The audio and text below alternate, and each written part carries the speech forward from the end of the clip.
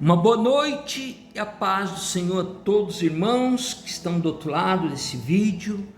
Vamos ler aqui na passagem de Lucas, Lucas 14, verso 7, parábola dos primeiros assentos e dos convidados.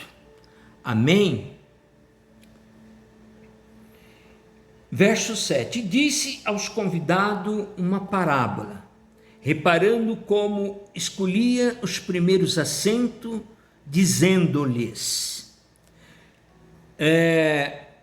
quando por alguém fores convidado às bodas, não te assente no primeiro lugar, no primeiro lugar, não aconteça que esteja convidado como mais digno do que tu. E vindo que te convidou, a ti a ele diga, dá lugar a este, e então, com vergonha tenhas de tomar o derradeiro lugar. Mas quando fores convidado, vai e assenta-te no derradeiro lugar, para que, quando vier o que te convidou, te diga, amigo, sobe mais para cima, então terás honra diante do que estiveres contigo na mesa. Porquanto qualquer que a si mesmo se exaltar, será humilhado, e aquele que a si mesmo se humilhar, será exaltado. E dizia também ao que tinha convidado, quando deres um jantar ou uma ceia, não chame os teus amigos, nem os teus irmãos, nem os teus parentes, nem os vizinhos ricos, para que não suceda que também eles te tornem a convidar e te seja isso recompensado. Mas quando fizeres convite, chama os pobres, aleijados, mancos e cegos. E será bem-aventurado, porque eles não têm com que recompensar, mas recompensado será na ressurreição dos justos. Amém? Glória a Deus. Então nós lemos aqui o capítulo 14 de Lucas, no verso 7 em diante, onde fala da parábola dos primeiros assentos e convidados. Muito bem, irmãos. Nós estamos vivendo um momento em que muitas pessoas gostam de ser aquelas pessoas que ficam em primeiro lugar, nos principais assentos, principalmente na frente. Antes de prosseguir nessa mensagem, irmão, eu peço para que os demais irmãos dê o seu like nesse vídeo e se inscreva em nosso canal O Despertar 607, para que o vídeo ele tenha mais força nas redes sociais. Amém? E em nome de Jesus e do poder do Espírito Santo, nós vamos então falar sobre esta mensagem. A gente sabe que as pessoas gostam muito de se exibir, né? Infelizmente nós temos essa natureza, o homem pecador, ele tem uma natureza um tanto quanto indigna, né? De querer sempre estar se aparecendo, sempre demonstrar aquilo que ele não é, aquilo que ele nunca foi e que por vezes nem vai ser, muitas vezes, dependendo da atitude que ele tem, né? Então aqui, porque qualquer que o mesmo se exaltar, será humilhado, e aquele que a si mesmo se humilhar, será exaltado.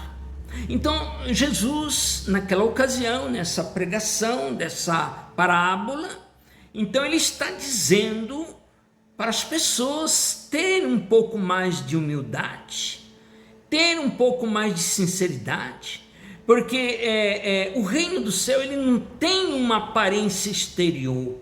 O reino do céu é algo que se conquista, né, à medida que você exerce o seu caráter de dignidade, né, de respeito, de mansidão, e não querendo se aproveitar do mais fraco para se render diante de uma situação que não é sua.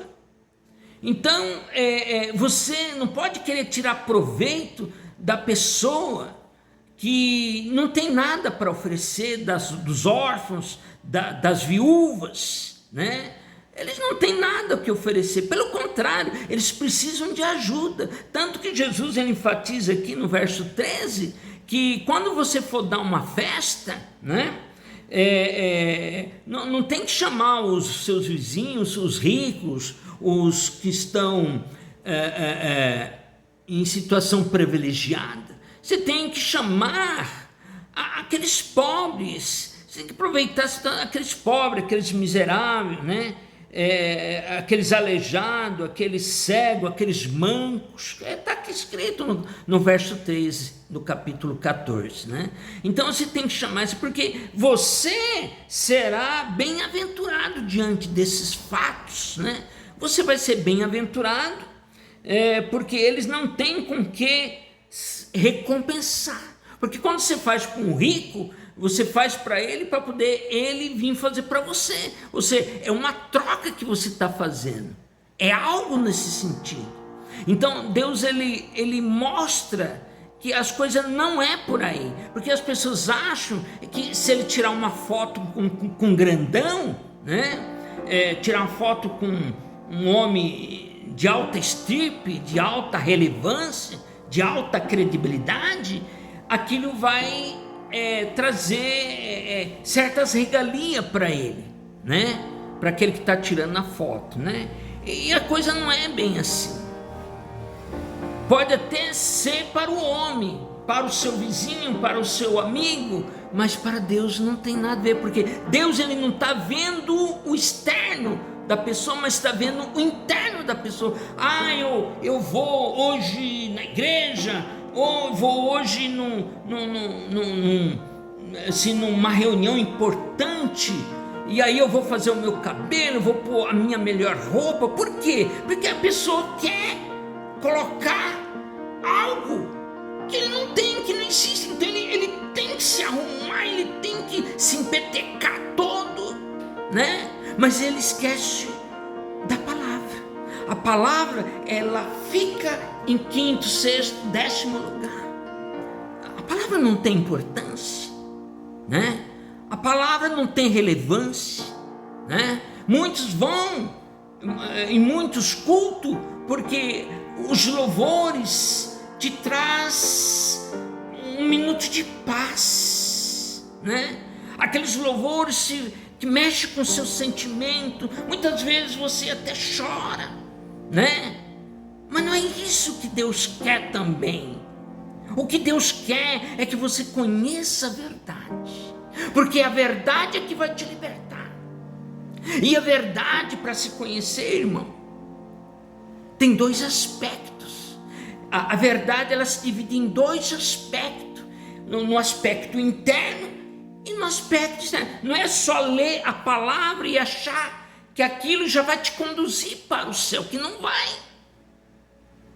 Aquilo você tem que entender a sua grandiosidade na parte interna, que é a parte espiritual.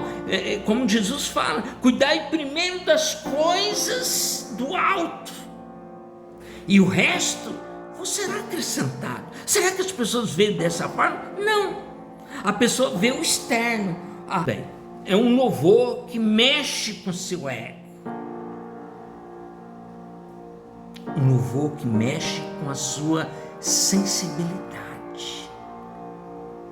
Um louvor que mexe com o seu coração. E muitas vezes o coração, como sempre a gente sabe, está escrito lá na Bíblia, em Jeremias, o coração é enganoso mais do que todas as coisas. Quem o conhecerá? ele também é perverso. Então muitas vezes a pessoa toma uma atitude, né? E muitas vezes essa atitude que ele toma, ele não sabe qual é o centro. O centro, a gente sabe que é o coração, mas o coração de que lado está?